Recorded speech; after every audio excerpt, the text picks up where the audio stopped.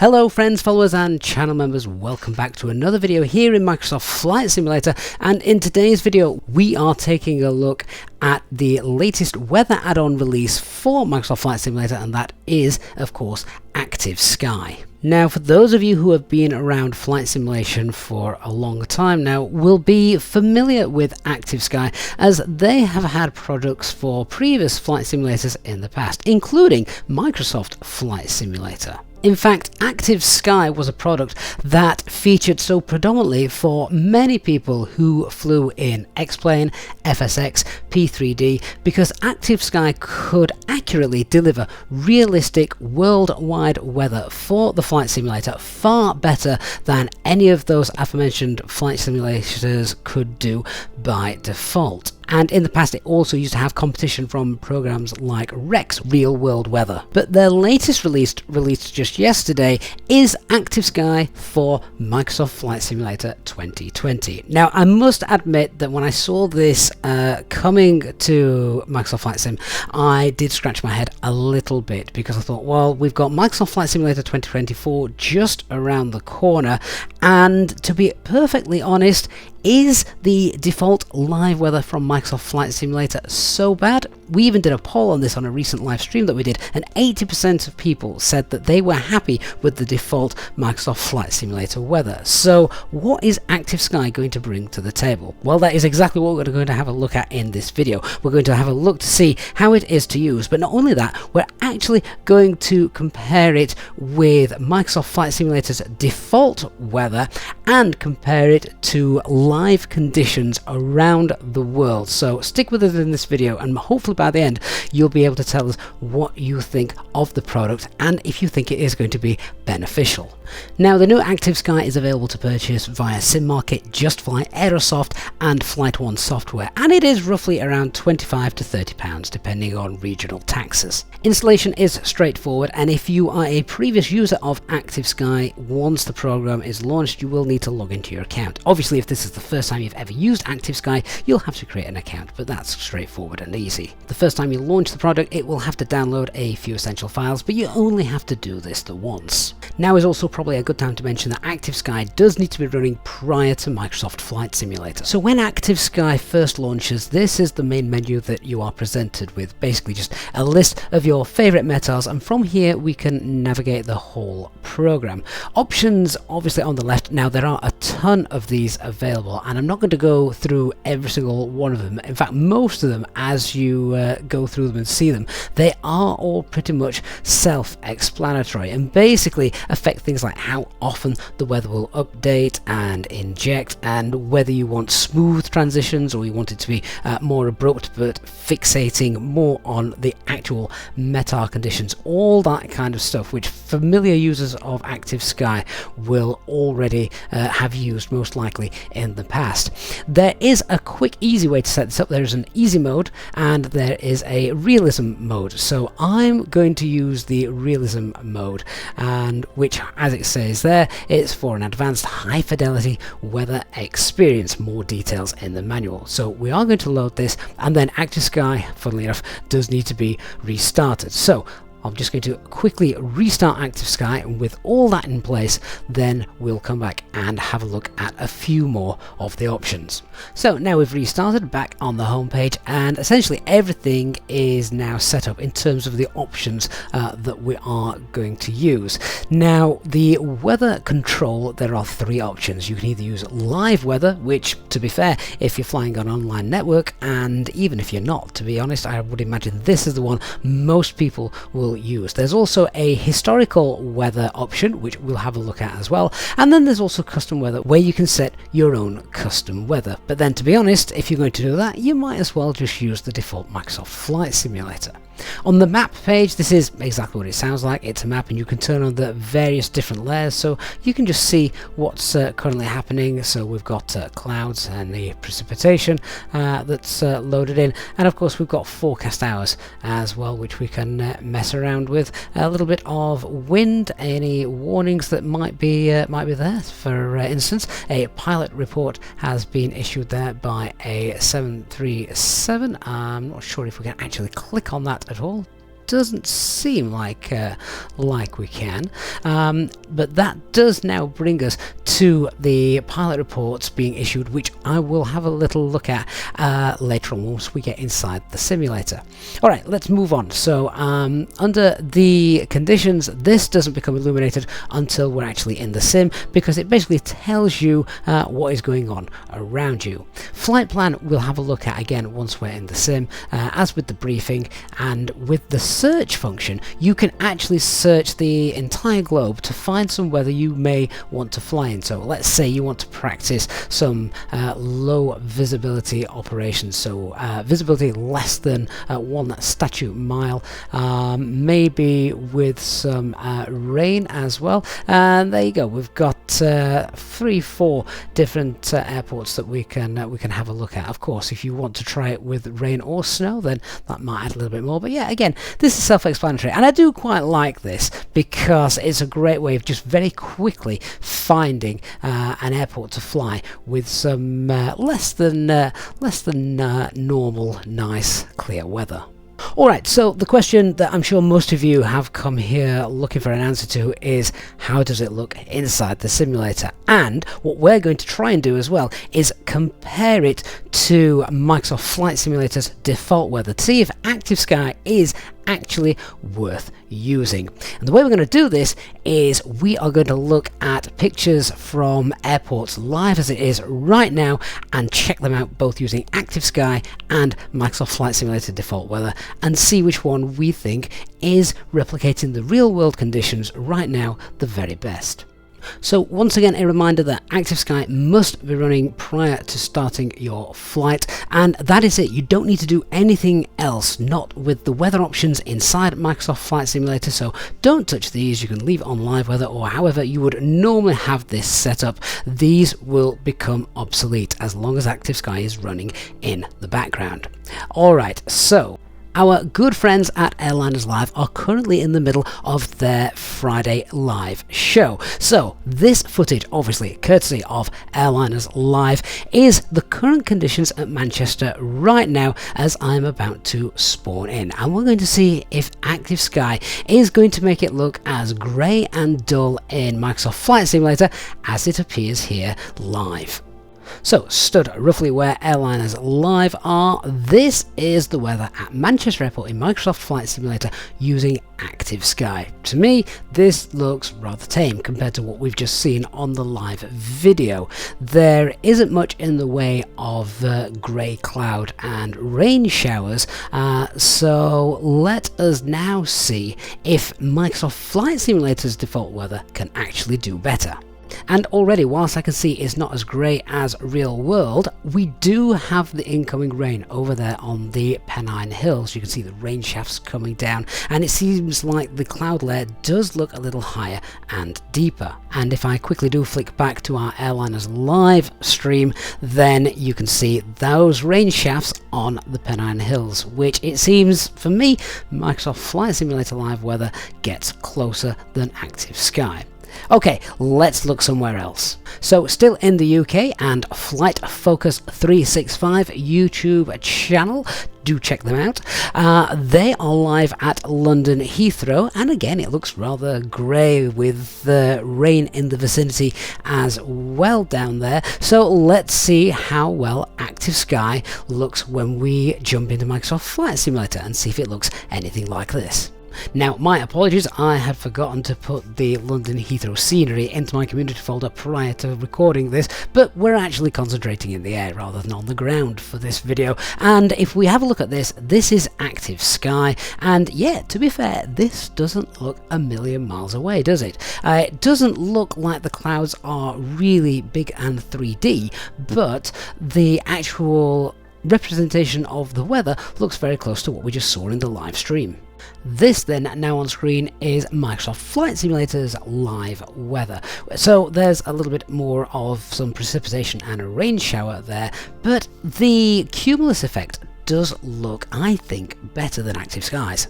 Let's head to the north of the UK then, and Plain Sailing Aviation are in Newcastle. This is live then at the moment from Newcastle. That's rather concerning, the fire trucks are rolling, but never mind that, concentrate in the air. Let's see what Active Sky has for us. So Active Sky, the right kinds of clouds, but perhaps just not quite enough of them. Far too much blue sky there compared to what we just saw on the live video. Let's see how Microsoft Flight Simulator's live weather does then. And straight away you can see there is a lot more cloud cover. Not only is there more cloud cover, but I'd love to hear what you guys think to how the clouds actually look. This default weather, the cumulus clouds seem to have a lot more depth to them, the way that they've been injected in. Now bear in mind that Active Sky does not use any different cloud textures. It is not a texture replacement program. It's just the way that it manipulates the textures that are available in Microsoft Flight Simulator. And obviously I think at the moment so far I much prefer the depictions that Microsoft Flight Simulator is giving us. Okay, let's head into Europe, and this is Lisbon Airport in Portugal, again courtesy of Avazio TV. You can see again it looks rather grey and dull, not much in the way of sunshine there. Let's see what Active Sky's representation of this weather will be like in Microsoft Flight Simulator. And again, I do think that there's perhaps not quite enough cloud cover just there. And again, I'm looking at the actual sky, and the cloud cover doesn't look to have much depth to it. If we do look over at the other side though of the airfield, that cloud cover there does look much better. So just to be fair to Active Sky there, that side of the field looks really good, but the clouds just look a little bit flat and not much height to them. Let's see what Microsoft Flight Simulator does. And again, comparing the two of them to the live images I saw, I still personally think here that Microsoft Flight Simulator's live weather does look more realistic. Now again, it is all subjective this, which is why I really do want you guys to leave a comment down below, and seeing these comparisons side by side, let me know which one you think looks the best. But yeah, lots of depth to these clouds. It's not just a thin layer of cloud either. This looks very much like what we just saw in the video. Okay, let's head out of Europe now and go across to the Caribbean. So here is a live webcam from Princess Juliana St. Martin Airport, one of the most famous airports for all aviation lovers. It's quite early in the morning there, 28 degrees. In fact, that is looking very nice. Just a few sort of little cumulus build-ups there where the hills are at the end of the runway. So let's see how well Active Sky and Microsoft Flight Simulator can show this off. So this is Active Sky. Again, the clouds for me not quite cumulus enough in shape, no congests there. It's just again rather flat and thinly layered. But I would say that the amount of cloud coverage we've got there isn't too far off. Now, Microsoft Flight Simulator, on the other hand, I think this time is perhaps a little bit weak. You can see, though, that the starts of those cumulus congests are there. The level and altitude at which those clouds are stretching is perhaps more realistic. There's just not enough of them, and the density isn't quite right. Again, I'll leave you guys to comment on which of those two comparisons you think is best.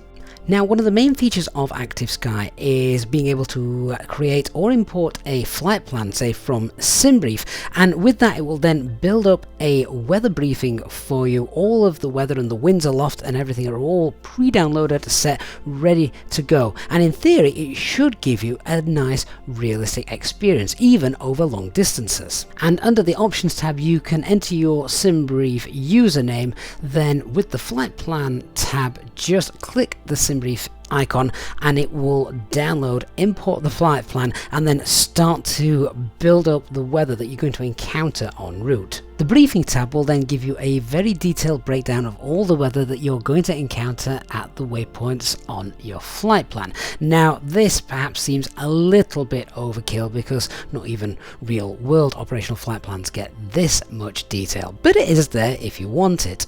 There is also a setting within Active Sky to look up VATSIM weather stations that are online and use their METAR reports for the weather creation. That will mean that in theory, the weather that is being reported by the VATSIM controller is the weather that you are going to experience when you arrive at the airport. Now remember the pilot report that we saw, the PREP, you can create your own PREP because if you're flying and encounter something like clear air turbulence or a part of the flight which has a lot of turbulence in it and you think it worthy of a PREP, then you can create one of those and other people on the Active Sky network will also be able to read them and receive them.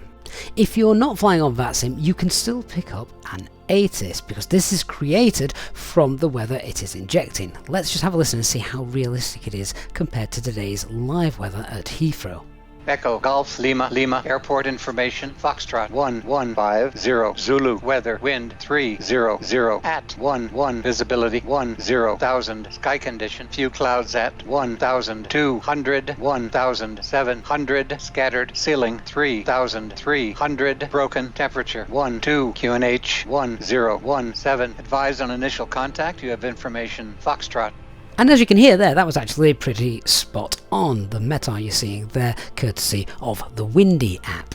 You can also listen to the weather at your destination as well. Kilo, Juliet, Foxtrot, Kilo, airport information, Golf, 1151, Zulu, weather, wind, 083, at 8, visibility, 10, sky condition, ceiling, 3,200, broken, ceiling, 7,000, broken, temperature, 9, altimeter, 3018, advise on initial contact, you have information, Golf. So that was quite nice to hear as well that it is a different voice, otherwise every ATIS with the same robotic voice would be rather unrealistic. And if you're really bored, you can actually get a full weather briefing for your flight. Now, I'm not going to play all of this because Heathrow to JFK is a long flight, but just so you get a bit of an idea. Abbreviated briefing from your current position to Echo Golf Lima Lima to Kilo Juliet Foxtrot Kilo Air Tango is valid for turbulence. Valid until 1500 Zulu. For your route of flight, Air Sierra 1 visibility 10,000 sky condition few clouds at 1,200 1,007. Okay, so you get the idea, and that does go on for quite some time. In fact, I think the full briefing when I sat and listened to it was about 3 minutes. Now, obviously, we've seen the kind of weather formations and cloud layers that Active Sky does build up, but one of the things that is a little bit more difficult to try and show off in the sim and in a video is things like all of the turbulence that this will create, which is meant to be, although I'm yet to experience it, much more realistic than the default Microsoft Flight Simulator, because Active Sky will replicate things like clear air turbulence, wind shear, and microburst, wind gusts and wind variation, downdrafts, etc. It will also replicate wake vortices from other aircraft. Now, one of the issues that I have found whilst flying and playing around with Active Sky is there does seem to be a lot of lightning. I'm pretty certain, I'm on approach here to Manchester again, I'm pretty certain it's not been thundering and lightning in Manchester at any point today.